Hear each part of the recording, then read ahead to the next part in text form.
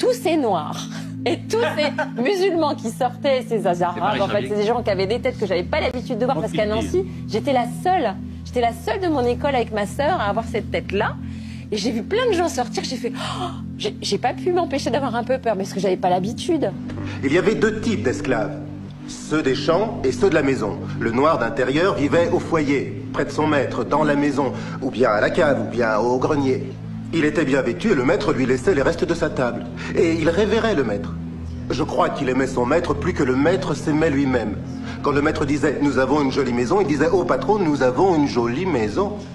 Si la maison du maître brûlait, le noir d'intérieur se précipitait pour éteindre le feu. Quand le maître était malade, il disait « Qu'est-ce qui se passe? Nous sommes malades. » Nous, vous voyez, c'était la façon de penser du noir d'intérieur. Quand un autre esclave venait pour lui dire « Fuyons, il faut se séparer de ce maître qui nous maltraite. » Et pourquoi? Que pourrions-nous trouver de mieux qu'ici? Fuir, mais je ne veux pas m'enfuir, moi, ça c'est le nègre d'intérieur. En ce temps-là, on disait nègre d'intérieur, et nous le disons encore aujourd'hui parce que c'est une espèce qui n'est pas près de disparaître. J'ai vu le RER